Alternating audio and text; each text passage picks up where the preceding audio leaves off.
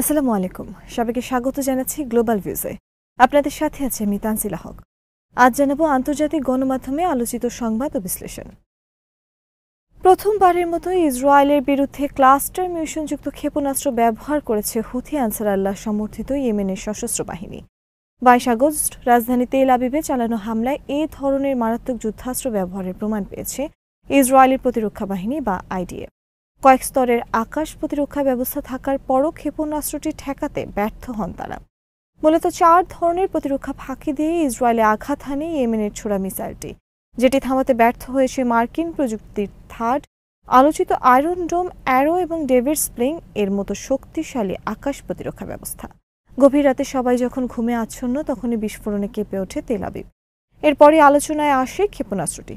Israeli বিমান বাহিনীর অনুসন্ধানে বেরিয়ে এসেছে হামলায় ব্যবহার করা হয়েছে অত্যাধুনিক প্রযুক্তির ক্লাস্টার ওয়ারহেডযুক্ত মিসাইল। প্রায় 2 বছরের সংঘাতে এবারই প্রথম ক্লাস্টার মিসাইল ব্যবহারের নজির গড়ল ইয়েমেনি বাহিনী।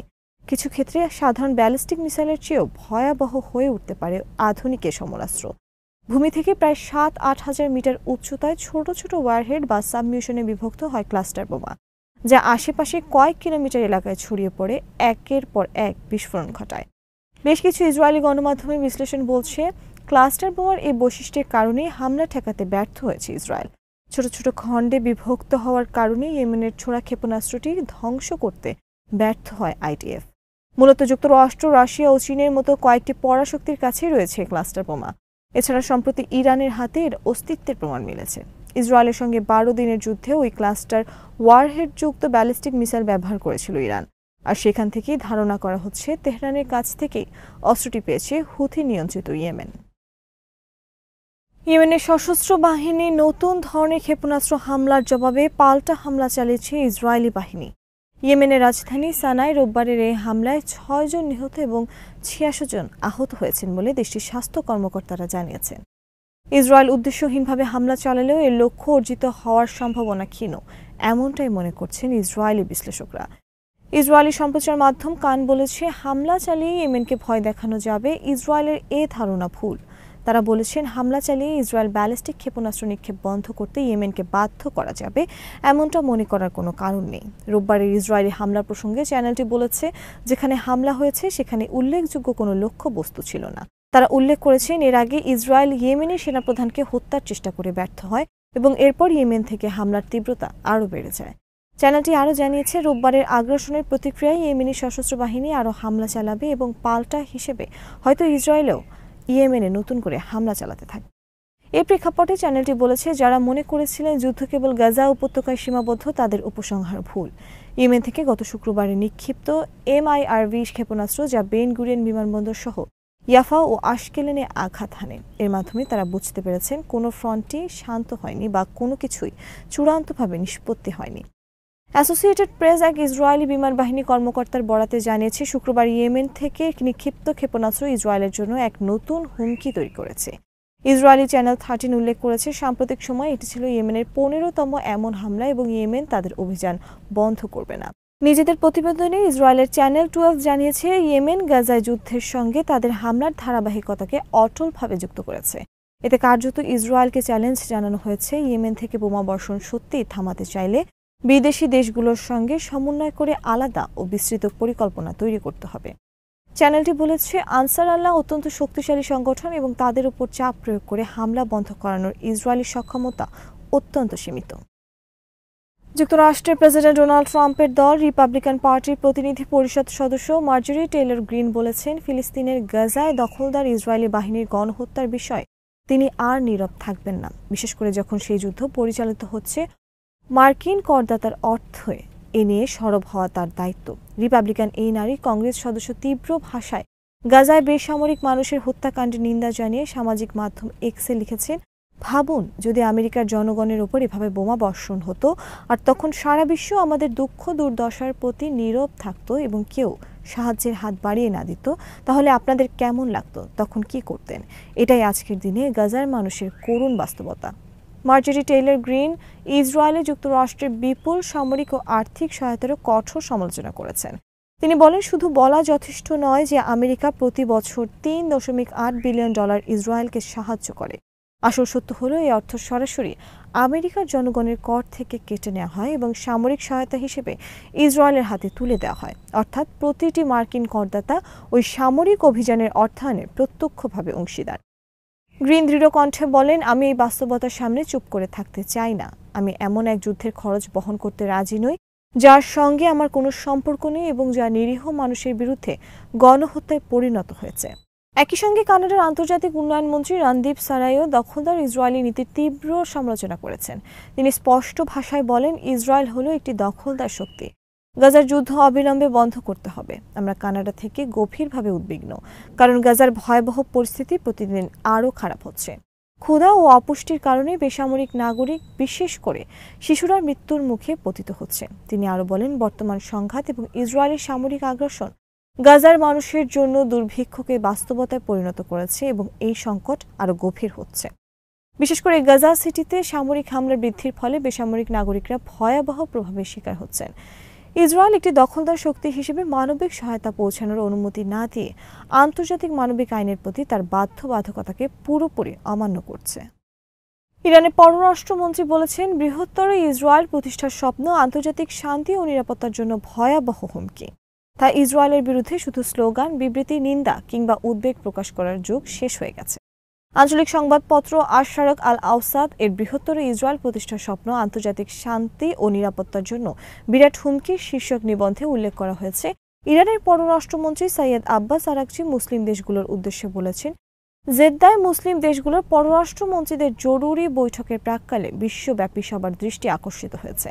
বিশেষ করে এবারের বৈঠকে মুসলিম বিশ্বের অস্তিত্বের জন্য হুমকি স্বরূপ ইসরায়েলের কর্মকাণ্ডের প্রতি বিশেষ নজর দেওয়া হবে। আরাকচি বলেন, ইসরায়েল গাজাকে সম্পূর্ণ ধ্বংস করার জন্য সর্বাত্মক চেষ্টা চালাচ্ছে এবং এ অঞ্চলকে জ্বলন্ত অগ্নিকুণ্ডে পরিণত করেছে। ইহুদিবাদী ইসরায়েল নারী ও শিশুদের বিরুদ্ধে সবচেয়ে জঘন্য গণহত্যা চালাচ্ছে, বারবার বাসিন্দাদের জোরপূর্বক বাস্তুচ্যুত করছে, ক্ষুধা ও দুর্ভিক্ষকে গণহত্যার হাতিয়ার হিসেবে ব্যবহার করছে। এমনকি খাদ্য বিতরণ কেন্দ্রগুলোকে ক্ষুধার্ত ও নিরীহ নারী শিশুর জন্য মৃত্যু ফাঁদে পরিণত করছে। আরাকচি আরও বলেন, ইসরায়েলের অপরাধ শুধু গাজাতেই সীমাবদ্ধ নয়। পশ্চিম তীরে বসতি সম্প্রসারণ, জেরুজালেমের ইহুদিকরণ জোরদার, লেবাননে হামলা অব্যাহত রাখা, ইয়েমেনের অবকাঠামোতে হামলা, সিরিয়ায় সরকারের ভিত নড়বড়ে করার চেষ্টা এবং সম্প্রতি ইরানের বিরুদ্ধে সামরিক আগ্রাসনে 1000-এরও বেশি বেসামরিক লোকের শাহাদাত, সব মিলিয়ে ইসরায়েলের সম্প্রসারণবাদী অভিপ্রায় স্পষ্ট হয়েছে। এর সঙ্গে ইসরায়েলি নেতাদের বৃহত্তর মধ্যপ্রাচ্য গঠনের প্রকাশ্য বিবৃতি ও জাল মানচিত্র প্রকাশ এই অঞ্চলের জন্য ভয়াবহ হুমকি হয়ে দাঁড়িয়েছে। তিনি জোর দিয়ে বলেন, এই পরিস্থিতিতে কিছু পশ্চিমা শক্তি, বিশেষত যুক্তরাষ্ট্র, ইসরায়েলকে অব্যাহত সহযোগিতা ও সমর্থন দিয়ে শুধু এই অপরাধ যজ্ঞে অংশ নিয়েছে তাই নয়, একই সঙ্গে এই অঞ্চল ও বিশ্বের শান্তি ও স্থিতিশীলতার জন্য ক্রমবর্ধমান হুমকি সৃষ্টি করেছে।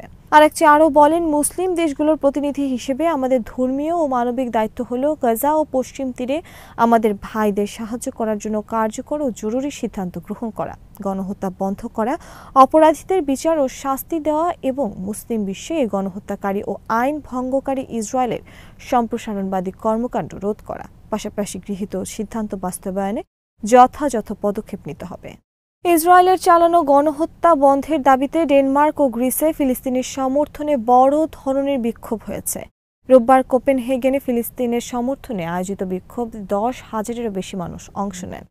তারা গাজায় যুদ্ধ বন্ধের আহ্বান জানান এবং ডেনমার্ককে আনুষ্ঠানিকভাবে ফিলিস্তিন রাষ্ট্রকে স্বীকৃতি দেওয়ার দাবি জানান। প্রায় 100 সংগঠনের বিস্তৃত জোট এই বিক্ষোভের আয়োজন করে, যাদের মধ্যে ছিলেন অক্সফাম, গ্রিনপিস, অ্যামনেস্টি ইন্টারন্যাশনাল, বিভিন্ন শ্রমিক ইউনিয়ন, রাজনৈতিক দল, শিল্পী সমাজ ও বিশিষ্ট কর্মী গ্রেটা থানবার্গ। ড্যানিশ পার্লামেন্টের বাইরে রৌদ্রোজ্জ্বল আকাশের নিচে পরিবার পরিজন সহ বিক্ষোভকারীরা পতাকা ও প্ল্যাকার্ড হাতে স্লোগান দেন, ইসরায়েলে অস্ত্র বিক্রি বন্ধ করো, ফিলিস্তিন স্বাধীন করো, গণহত্যাকে না বলো। যদিও ডেনমার্ক ঐতিহ্যগতভাবে ইসরায়েলের সমর্থক, দেশটি জানিয়েছে তারা ইউরোপীয় ইউনিয়নের বর্তমান সভাপতিত্ব কাজে লাগিয়ে গাজায় যুদ্ধবন্ধে ইসরায়েলি সরকারের উপর চাপ সৃষ্টি করবেন। ড্যানিশ প্রধানমন্ত্রী মেটে ফ্রেডেরিকসেন সম্প্রতি বলেছেন, এই যুদ্ধ অতিরিক্ত পর্যায়ে গিয়ে পৌঁছেছে। তবে ডেনমার্ক এখনও ফিলিস্তিন রাষ্ট্রকে স্বীকৃতি দেওয়ার পরিকল্পনা করছে না। বিক্ষোভে অংশ নেওয়া 43 বছর বয়সী মিশেল অ্যাপেলরাস এএফপিকে বলেন, যারা ক্ষমতায় আছে তারা গণহত্যা বন্ধ করতে পদক্ষেপ নিচ্ছে না, তাই প্রতিবাদে রাস্তায় নামা জরুরি, যাতে সব নেতা বুঝতে পারেন আমরা এর সঙ্গে একমত নই। এদিকে রোববার বিক্ষোভকারীরা গ্রিসের উত্তরাঞ্চলীয় শহর থেসালোনিকির ঐতিহাসিক হোয়াইট টাওয়ার স্কোয়ারে জড়ো হন। তারা ফিলিস্তিনি পতাকা ও ফিলিস্তিনপন্থী ব্যানার হাতে মিছিল করে গাজার ওপর ইসরায়েলের চলমান যুদ্ধের প্রতিবাদ জানান। সমাবেশে বক্তারা বলেন, গাজায় ইসরায়েলের হামলা গণহত্যার শামিল এবং আন্তর্জাতিক সম্প্রদায়কে, বিশেষত ইউরোপীয় ইউনিয়নকে তাদের নিষ্ক্রিয়তা বন্ধ করতে হবে। এই বিক্ষোভ এমন সময় হলো যখন ইসরায়েল তার গণহত্যামূলক যুদ্ধ তীব্রতর করে গাজা সিটি আক্রমণ ও সমগ্র গাজা দখলের পরিকল্পনা এগিয়ে নিচ্ছে, আর সেখানকার জনগণকে জোরপূর্বক দক্ষিণে সরিয়ে দিচ্ছে। রোববার গাজার স্বাস্থ্য মন্ত্রণালয় জানিয়েছে, সর্বশেষ 24 ঘন্টায় হাসপাতালগুলোতে 64 জনের লাশ এবং 278 জন আহতকে নেওয়া হয়েছে। আরও অনেক ভুক্তভোগী ধ্বংসস্তূপের নিচে ও রাস্তায় পড়ে আছেন অব্যাহত বোমাবর্ষণের কারণে, যাদের কাছে পৌঁছানো যায়নি। 2023 সালের 7 অক্টোবর থেকে 24 আগস্ট 2025 পর্যন্ত গাজায় ইসরায়েলি গণহত্যায় নিহতের সংখ্যা বেড়ে দাঁড়িয়েছে 62,686 জনে এবং আহত হয়েছেন 1,57,951 জন। এর মধ্যে শুধু 18 মার্চ 2025 থেকে 24 আগস্ট পর্যন্ত 10,842 জন নিহত ও 45,910 জন আহত হয়েছেন। আজ এখানে শেষ করছি। সবাই ভালো থাকুন, সুস্থ থাকুন আর দেখতে থাকুন বিটিভিউজ। চ্যানেলটি ভালো লাগলে সাবস্ক্রাইব করুন। সংযুক্ত থাকুন আমাদের ফেসবুক পেজে। আল্লাহ হাফেজ।